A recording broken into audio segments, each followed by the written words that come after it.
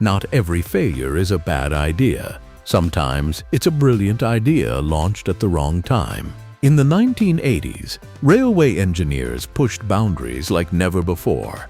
Faster trains, radical designs, new technology that promised to change rail travel forever. On paper, these trains were revolutionary. In reality, they were too complex, too expensive, too early, or simply misunderstood. Some broke budgets, some broke expectations, and some broke down far more than they ever ran. Today, we're counting down the 10 trains from the 1980s that were brilliant but failed miserably. Railway experiments that should have changed the world. Watch closely, because many of today's modern trains are built on ideas that once failed. Number 10. British Rail APT-P, the Advanced Passenger Train prototype, better known as the APT-P, was one of the most technically ambitious passenger trains ever built. Its purpose was clear. Britain's rail network was full of sharp curves laid out in the 19th century, and rebuilding them for high speed would have been astronomically expensive.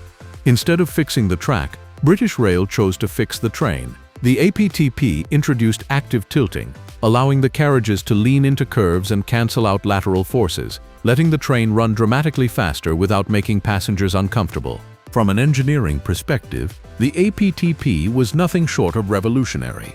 It featured lightweight aluminum construction, distributed traction motors rather than a single locomotive, advanced suspension systems, hydrokinetic braking, and onboard computers controlling tilt in real time. During testing, the APT-P repeatedly demonstrated that it could safely achieve speeds and journey times previously thought impossible on Britain's twisting main lines. Engineers had effectively solved a national infrastructure problem using physics and design instead of concrete and steel. Where the APT-P failed was not technology, but timing and perception. Political pressure pushed the train into limited passenger service before the fine-tuning was complete. The tilt system reacted faster than human balance systems could adapt, causing nausea for some passengers. The press immediately branded it a disaster. Headlines mocked it mercilessly, calling it unsafe, unreliable, and embarrassing, even though most issues were minor and already understood by engineers. Once public trust collapsed, political support followed.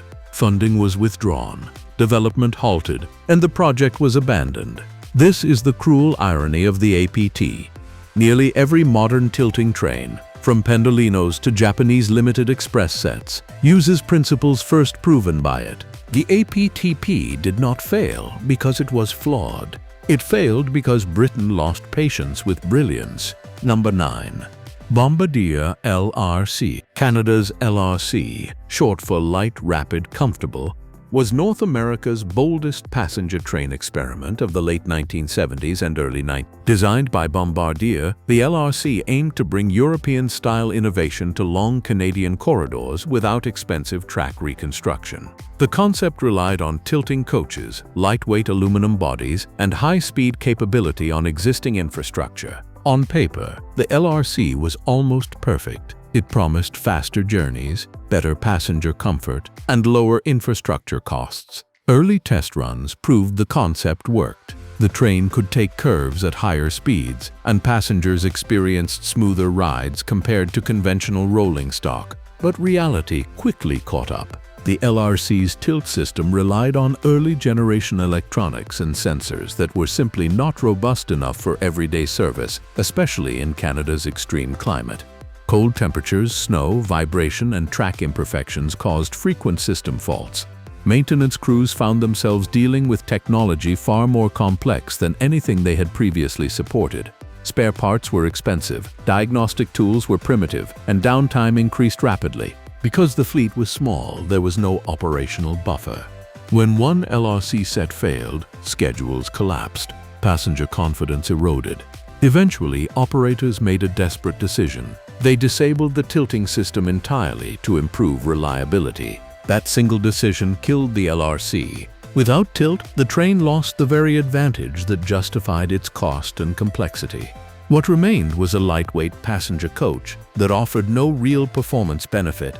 The LRC program was quietly wound down, and the trains were withdrawn from premium service. Ironically, the LRC's engineering ideas were sound. Later European tilting trains refined and simplified similar concepts with far greater success. The LRC failed not because the idea was wrong, but because North America was not ready to support it. Number 8.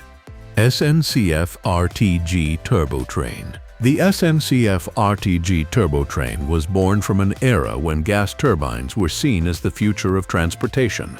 Inspired by aviation technology, the RTG used turbine engines instead of diesel power, promising high speed, smooth acceleration, and lower vibration, all without electrification. For non-electrified routes in France, it seemed like the perfect solution. Initially, the RTG delivered exactly what was promised. It was fast, sleek, and modern. Acceleration was impressive, and passengers enjoyed a quieter, smoother ride compared to diesel trains. In the early 1980s, the RTG represented technological confidence and national pride. Then fuel prices changed everything. Gas turbines are extraordinarily fuel-hungry. When oil prices rose sharply, operating costs exploded. Every kilometer became expensive. Maintenance added another layer of pain. Turbine engines require precise tolerances, specialized technicians, and frequent inspections. Unlike diesel engines, turbines offer little tolerance for wear or neglect. At the same time, France was rapidly expanding electrification and investing heavily in electric high-speed rail. Electric trains were cheaper to operate, easier to maintain, and far more energy efficient. Overnight, the RTG lost its strategic purpose. Mechanically, the RTG worked. Operationally, it became indefensible. The RTG did not fail because it was unreliable. It failed because its entire economic logic collapsed. Number 7. Amtrak RTL Turboliner. The RTL Turboliner was Amtrak's attempt to bring true high-speed prestige to American railways during the 1980s. Based on French gas turbine designs, the RTL promised fast acceleration, smooth running, and modern styling, a clear break from aging diesel-hauled trains. In theory, it was exactly what U.S. passenger rail needed. In practice, it exposed every weakness of the American rail system. Gas turbines demanded aviation-level maintenance standards, but Amtrak's funding, facilities, and staffing were nowhere near that level. Technicians struggled with unfamiliar propulsion systems. Spare parts were costly and slow to obtain. Even minor issues could sideline an entire train set for weeks. Reliability plummeted. Trains were frequently withdrawn from service. Passengers lost confidence. Schedules became unpredictable, the worst possible outcome for intercity rail trying to compete with airlines and highways. Multiple rebuild programs attempted to save the RTL, including extensive overhauls decades later. None succeeded. The core problem remained unchanged. The technology was incompatible with the environment supporting it. The RTL Turboliner was not a bad train. It was a good train placed in the wrong system. Number 6. ER200. The Soviet ER200 was one of the most surprising high-speed trains of the Cold War era.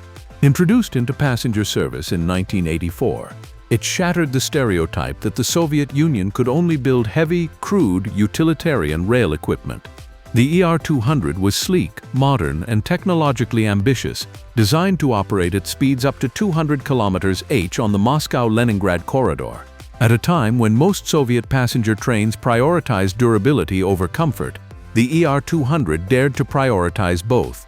Technically, the ER200 was impressive. It featured aluminum car bodies to reduce weight, advanced electric traction systems, rheostatic and regenerative braking, air-conditioned coaches, and improved ride quality.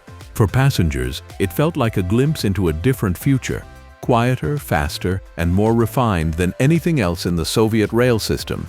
In testing and early service, the train performed well and proved that Soviet engineers were fully capable of competing with Western high-speed designs. The problem was not performance. The problem was scale. Only 2 ER200 train sets were ever built. The Soviet industrial system excelled at producing symbolic achievements, but struggled with mass production of complex, high-precision equipment. Each ER200 required specialized parts, advanced diagnostics, and highly trained maintenance staff, all difficult to sustain even in stable times. Then, the Soviet Union collapsed. With the dissolution of the USSR, supply chains disintegrated, funding evaporated, and maintenance infrastructure vanished almost overnight. Spare parts became impossible to source. Keeping the ER200 running turned into an exercise in improvisation. Eventually, despite decent reliability, the trains were withdrawn because they could no longer be economically supported. The ER200 didn't fail because it was flawed. It failed because the system that created it collapsed beneath it. Number 5. Japanese ML500. The Japanese ML500 was never intended to be a commercial train, but its impact on rail history was enormous. Developed as part of Japan's maglev research program, the ML500 stunned the world in the late 1970s and early 1980s by reaching record-breaking speeds that conventional rail could not touch. It proved beyond any doubt that magnetic levitation was not science fiction. The ML500 demonstrated extraordinary stability at extreme speed, floating above its guideway with no physical contact. It eliminated rolling resistance entirely.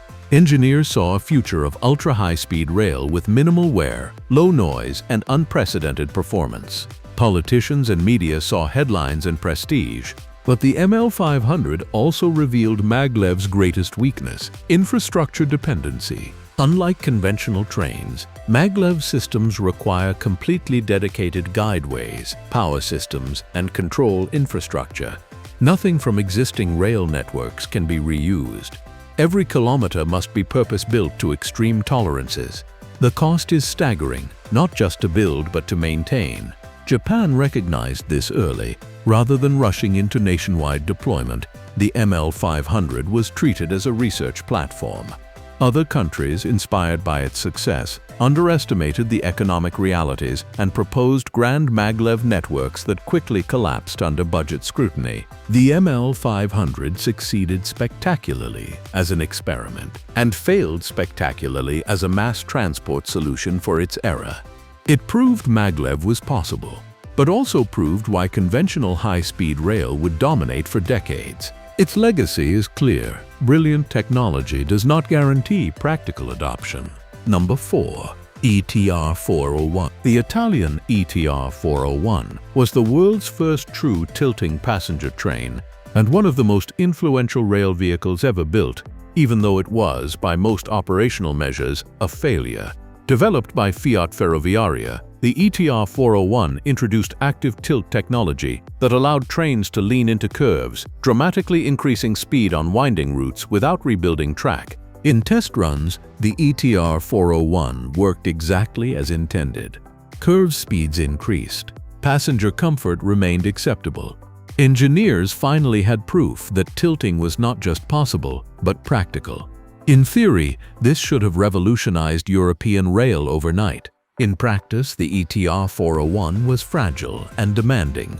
The tilt mechanisms were complex and required constant calibration. Sensors and actuators of the era struggled with reliability. Maintenance crews were unprepared for such advanced systems, and depots lacked the tools and diagnostic equipment needed to keep the train operating consistently. Availability suffered badly, and the train spent more time being adjusted than carrying passengers. Operational planners also underestimated the ripple effects. Timetables, signaling, and crew training all had to adapt, but investment lagged behind ambition. As a result, the ETR 401 gained a reputation for unreliability despite its groundbreaking design.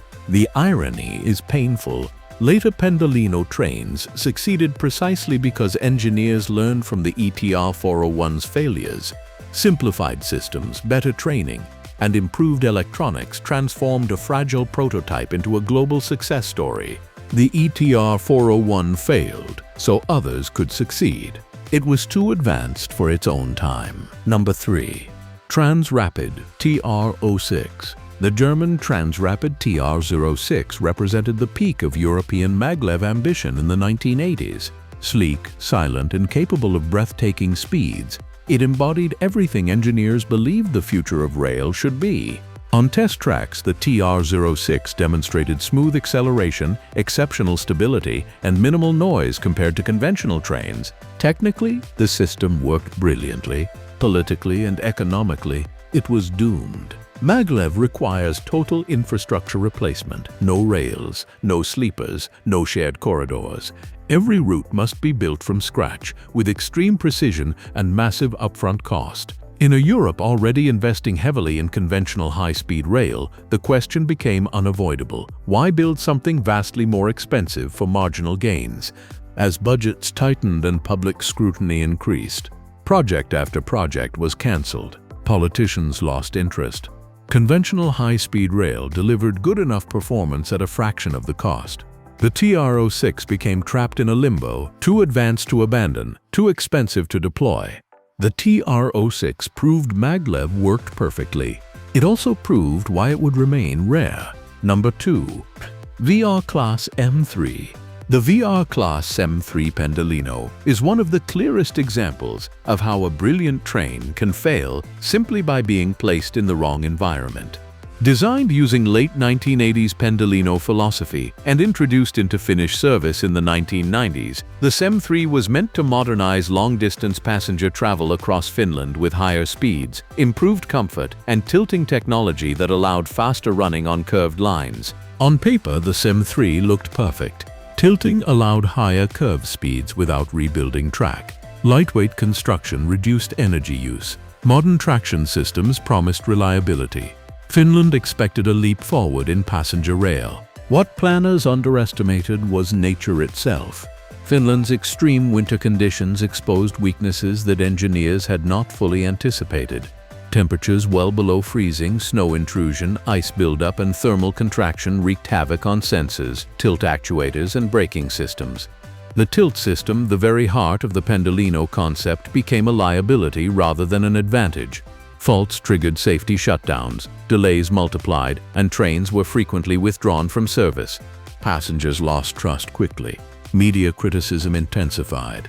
For a country that values punctuality and reliability, the Sm3's early performance was unacceptable. Although many issues were eventually mitigated through modifications, improved maintenance practices, and software updates, the damage was already done. The Sm3 gained a reputation for unreliability that followed it for years. The tragedy is that the Sm3 was not a bad design. In milder climates, Pendolino trains proved highly successful.